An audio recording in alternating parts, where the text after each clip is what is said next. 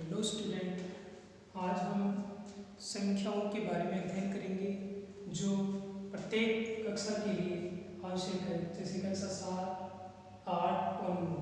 तो ये संख्याएं कितनी प्रकार की होती है?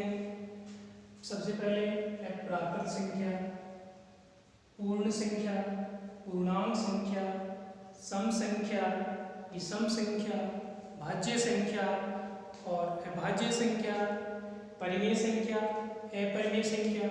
इनके बारे में अध्ययन करेंगे। तो प्राकृत संख्या किसे कहते हैं कि ऐसी संख्याएं जिनको वस्तुओं को गिनने के लिए काम में लिया जाता है। जैसे वस्तुएं कोई भी हो सकती है, जैसे इस बॉक्स के अंदर बहुत सारी वस्तुएं हैं, इनको गिनने के लिए हम ये काम में लेते हैं 1, 2, 3, 4, 5, 6।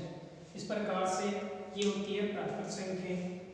पूर्ण संख्याएं कौन सी होती है कि प्राकृत संख्याओं में यदि हम जीरो को सम्मिलित कर लेते हैं तो उससे बनने वाली जो संख्याएं हैं उन्हें हम पूर्ण संख्या कहते हैं। जैसे 0, 1, 2, 3, 4, 5, 6।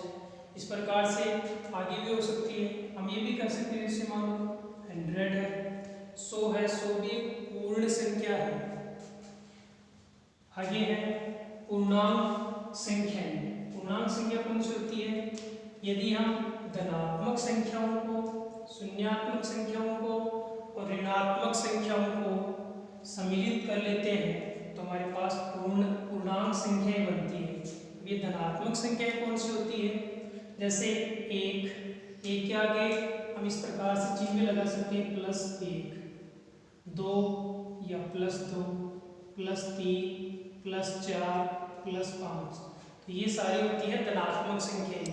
+120 ये भी एक धनात्मक संख्या है।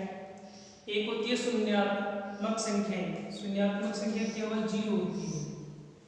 और एक होती है ऋणात्मक संख्याएं, -1, -2, -3, -4, -5 और माइनस इनफाइनाइट भी कह सकते हैं, अनंत होती है ये संख्याएं, अपरिमित। इनको अगर हम शामिल करते हैं सम्मिलित रूप से, इनको पूर्णांक संख्याएं कहते हैं। आगे आती है सम संख्या। तो सम संख्या किसे कहते हैं कि ऐसी संख्याएं जिनका इकाई का अंक क्या होना चाहिए? 0, 2, 4, 6, 8 हो तो ऐसी संख्याएं सम संख्या कहलाती है। इसकी दूसरी परिभाषा भी हम दे सकते हैं कि ऐसी संख्याएं जिसमें 2 का पूरा भाग जाता है तो उसे भी हम सम संख्या कहते हैं। जैसे 2, 10, 18, 20, 36, 54, 3438। सभी में यहाँ पर इकाई का अंक 8 है, इसलिए इसे हम सम संख्या कहते हैं। 54 में इकाई का अंक 4 है, इसलिए हम इसे सम संख्या कहेंगे। आगे है विषम संख्या। विषम संख्या किसे कहेंगे? ऐसी संख्याएं जिनका इकाई का अंक 1, 3, 5, 7 और 9 हो तो ऐसी संख्याएं विषम संख्या कहलाती है। जैसे संख्या 1, 13 में इकाई का अंक 3 है, इसलिए विषम संख्या है। 19 में इकाई का अंक 9 है, इसलिए ये विषम संख्या है। 325 विषम संख्या होगी। 9867 ये भी विषम संख्या है क्योंकि इसका इकाई का अंक 7 है। इसके आगे आपकी आएगी भाज्य संख्या। भाज्य संख्या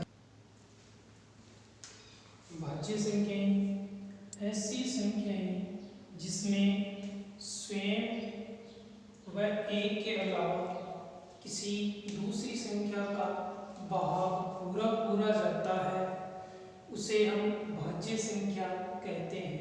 इसकी दूसरी परिभाषा और है कि ऐसी संख्या जिसके 2 से अधिक गुणनखंड कर सकते हैं। जैसे हम एग्जाम्पल के लिए 8 है, 8 में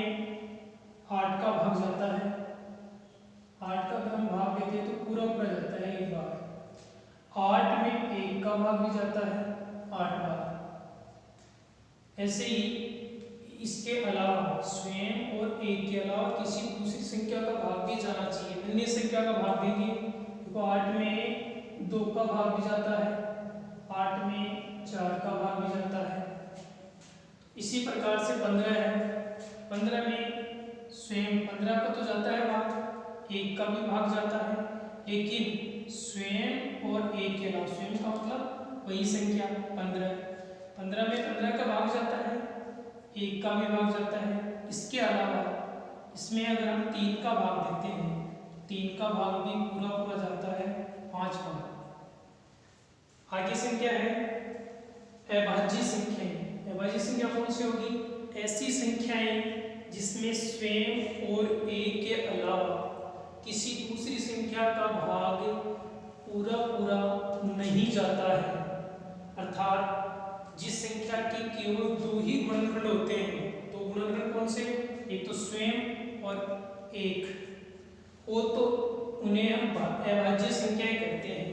जैसे 2 में केवल 2 का भाग जाता है और 2 में 1 का भाग जाता है। ऐसी और कोई संख्या नहीं है जिसमें 2 का हम पूरा पूरा भाग दे सकें।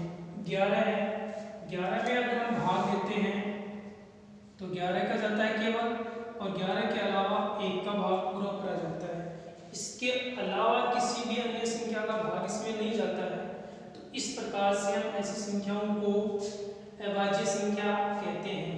यहाँ पर हमने गुणनखंड की बात की है, तो गुणनखंड अगर 11 के गुणा के रूप में टुकड़े करते हैं तो 11 का टुकड़ा केवल यही होगा, 11 गुणा 1 और 1 गुणा 11।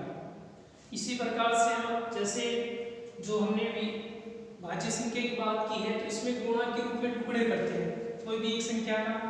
जैसे हमने 8 है, 8 के गुणा के रूप में टुकड़े कर सकते हैं।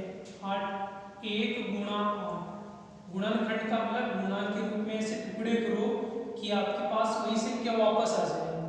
1 गुणा 8, 2 गुणा 4, या फिर इस प्रकार से भी कर सकते हैं 4 गुणा 2, या 8 गुणा 1। इस प्रकार से हम ये टुकड़े कर सकते हैं।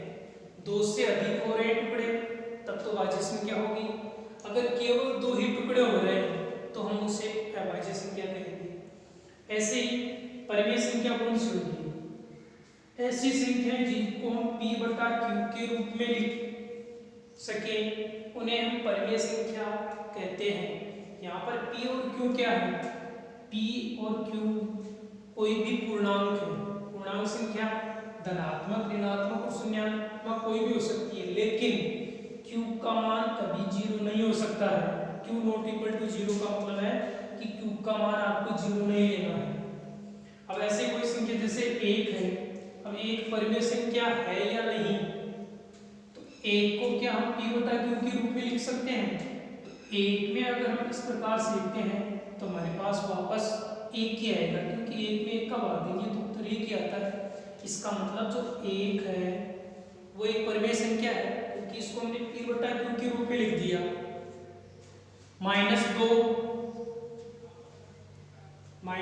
एक परिमेय संख्या है, क्योंकि इसको भी हम क्या कर सकते हैं? p बटा q के रूप में लिख सकते हैं। यहाँ पर p का मान तो है -2 और q का मान है 1। तो इस प्रकार से यह होगी p बटा q के रूप में इसको लिख सकते हैं। वापस अगर इसको हल करते हैं तो -2 ही उत्तर रहेगा। आगे संख्या है अपरिमेय संख्या। ऐसी संख्याएं जिनको p बटा q के रूप में नहीं लिखा जा सके उसे हम अपरिमेय संख्या कहते हैं। √2, √3, √5, पाई, और ये इस प्रकार की जो संख्या है इसको आसान अनावर्ती संख्या बोलते हैं। ये संख्या भी आपकी क्या है? अपरिमेय संख्या, अर्थात इनको हम p बटा q के रूप में नहीं ले सकते हैं। अगर आप √2 इसका मान निकालोगे तो ये बहुत सारा अनंत तक मान आएगा और अपरिमित मान आता है, इसलिए ये अपरिमेय संख्या कहलाती है। यहाँ पर बात करते हैं √4। √4 एक परिमेय संख्या होगी, न कि अपरिमेय संख्या। क्यों? क्योंकि 4 को हम 2 का वर्ग इस प्रकार से कर सकते हैं, इसके ऊपर वर्गमूल है तो ये वर्गमूल और वर्ग आपस में कट कर ये इसका उत्तर आ जाता है 2। तो 2 को हम क्या कह सकते हैं? परिमेय संख्या होती है, क्योंकि 2 को हम p बटा q के रूप में लिख सकते हैं। तो यहाँ पर पूर्ण वर्ग संख्याएं जिसका वर्गमूल निकाल सकते हैं, ऐसी संख्याएं अपरिमेय संख्या नहीं होती हैं, वो केवल परिमेय संख्या होती है। आगे बात करते हैं वास्तविक संख्या की। वास्तविक संख्या कौन सी होती है? वास्तविक संख्या हमेशा परिमेय संख्या और अपरिमेय संख्याओं का सम्मिलित रूप ही क्या कहलाता है? वास्तविक संख्या।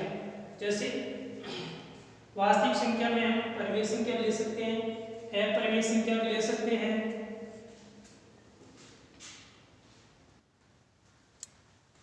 अब यहाँ पर संख्याओं के कुछ कथन हैं जिनको हम हल करते हैं। पहला कथन है कि प्रत्येक प्राकृत संख्या पूर्ण संख्या होती है। प्रत्येक प्राकृत संख्या पूर्ण संख्या होती है, इसका ये कथन हम हल करते हैं किस प्रकार से होगा। इसके लिए हमें परिभाषा होगी। प्राकृत संख्या कौन कौन सी होती है? प्राकृत संख्या होती है 1, 2, 3, 4, 5 इस प्रकार से आ रहा है। हमने क्या किया था कि ये जो प्राकृत संख्या है इनमें हमने 0 को और शामिल कर लिया था। तो यहाँ पर जैसे मान लो ये 0 है, 0 को शामिल करते ही हमारे पास ये पूरी संख्या आ गई। तो ये प्रत्येक प्राकृत संख्या है। ये तो मान लो ये प्राकृत संख्या है, प्राकृत संख्या, और ये पूर्ण संख्या है। पूर्ण संख्या के अंदर प्राकृत संख्या पूरी शामिल है। ये 0 ये भी पूर्ण संख्या है। तो हमने इस बॉक्स से हम ये कह सकते हैं कि प्राकृत संख्या, प्रत्येक प्राकृत संख्या पूर्ण संख्या होती है। ऐसे ही प्रत्येक पूर्णांक संख्या पूर्ण संख्या व प्राकृत संख्या होती है। इस कथन को समझते हैं। प्रत्येक पूर्णांक संख्या, प्रत्येक पूर्णांक संख्या कौन सी होती है? -1, -2, 0, 1, 2, 3, 4, इधर -3, ये सारी आ गई हमारे पास। इस प्रकार से आगे तक ये इनफाइनाइट तक होती है, -इनफाइनाइट और इधर +इनफाइनाइट तक होती है। अर्थात हमारे पास पूर्णांक संख्या होती है शून्यात्मक, धनात्मक और ऋणात्मक। अब ये बोल रहा है कि प्रत्येक पूर्णांक संख्या पूर्ण संख्या व प्राकृत संख्या होती है। यहाँ पर प्रत्येक पूर्णांक संख्या है वो पूर्ण संख्या और प्राकृत संख्या होती है या नहीं, इसकी जांच करते हैं। यहाँ पर ये इतनी तो है, इसको तो हम कह सकते हैं ये प्राकृत संख्या भी है और पूर्ण संख्या भी है। लेकिन यहाँ ऋणात्मक संख्या, पूर्ण संख्या और प्राकृत संख्या नहीं है। तो इस कथन को हम ये कह सकते हैं कि ये जो कथन है वो असत्य है और ये कथन आपका होगा सत्य। ऐसे ही तीसरे कथन की बात करते हैं। प्रत्येक परिमेय संख्या, परिमेय संख्या जिसको p बटा q के रूप में लिखा जा सकता है, तो वो पूर्ण संख्या, पूर्णांक संख्या और प्राकृत संख्या होती है या नहीं। तो प्रत्येक परिमेय संख्या कौन सी जिसको p बटा q के रूप में लिखा जा सके। अब जैसे 0, 1, 2, 3, 4, 5 ये सारी पूर्ण संख्याएं हैं। इनको हम p बटा q के रूप में लिख सकते हैं सबको। लेकिन यहाँ पर 3/2 ये भी परिमेय संख्या है, लेकिन ये 3/2 पूर्ण संख्या नहीं है। तो इसका मतलब प्रत्येक परिमेय संख्या पूर्ण संख्या, प्रत्येक परिमेय संख्या पूर्ण संख्या नहीं है, क्योंकि एक कथन अगर गलत हो गया तो हमारे पास ये पूरा कथन ही आपका गलत होगा। तो ये भी क्या है? असत्य। हाँ, यदि हम इस प्रकार से कहते हैं इसको कि प्रत्येक पूर्ण संख्या परिमेय संख्या है, परिमेय संख्या है, तब ये कथन सत्य होता। प्रत्येक पूर्ण संख्या, हमें पता है प्रत्येक पूर्ण संख्या कौन सी होती है, 0, 1, 2, 3, 4, इस प्रकार से इनफाइनाइट है। ये पूर्ण संख्याएं हैं जिनको हम p बटा q के रूप में लिख सकते हैं। p बटा q, ये p बटा q का रूप हो गया। तो ये कथन आपका ये होगा सत्य, ये सत्य कथन हो सकता है।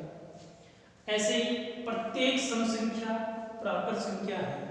प्रत्येक सम संख्या, अब सम संख्या कौन सी होती है, जिसमें इकाइकांक 0, 2, 4, 6, 8 हो। जैसे 2, 4, 0, 6, 8, 10, 18, 28, 16, ये सारी सम संख्या है।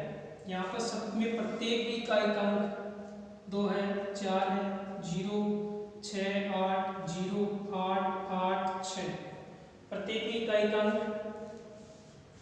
0, 2, 4, 6, 8 में से है, तो ये सम संख्या है। लेकिन यहाँ पर प्रत्येक प्राकृत संख्या है या नहीं इसकी जांच करते हैं। 2 प्राकृत संख्या है, क्यों, क्योंकि हमारे पास प्राकृत संख्या कौन सी होती है, प्राकृत संख्या 1, 2, 3, 4, 5, इस प्रकार से अनंत तक होती है। 2 भी एक प्राकृत संख्या है, 4 भी है, 6 भी है, 8 भी प्राकृत संख्या है, 10 भी प्राकृत संख्या है, 18 भी प्राकृत संख्या, 28 भी और 16 भी प्राकृत संख्या। लेकिन ये 0 एक प्राकृत संख्या नहीं है, क्योंकि किसी भी वस्तु को गिनने के लिए 0 को काम में नहीं लिया जाता है, इसलिए ये कथन भी आपका असत्य होगा। हाँ, इसमें इस प्रकार से कह सकते हैं कि प्रत्येक प्राकृत संख्या, ये अगला है प्रत्येक विषम संख्या परिमेय संख्या होती है। प्रत्येक विषम संख्या, तो विषम संख्या कौन सी होगी, जिसमें इकाई का अंक 1, 3, 5, 7 और 9, ऐसी संख्याएं जिनमें इकाई का 1, 3, 5, 7, 9 हो, तो ऐसी संख्या विषम संख्या होती है। जैसे 4, 5, 9, 459 विषम संख्या है। तो क्या ये परिमेय संख्या है, तो देखो सभी को हम p बटा q के रूप में लिख सकते हैं, इसको भी p बटा q के रूप में लिख सकते हैं। कोई भी विषम संख्या लो उसको हम p बटा q के रूप में लिख सकते हैं, तो वो क्या होगी, परिमेय संख्या होगी। तो ये कथन आपका सत्य होगा।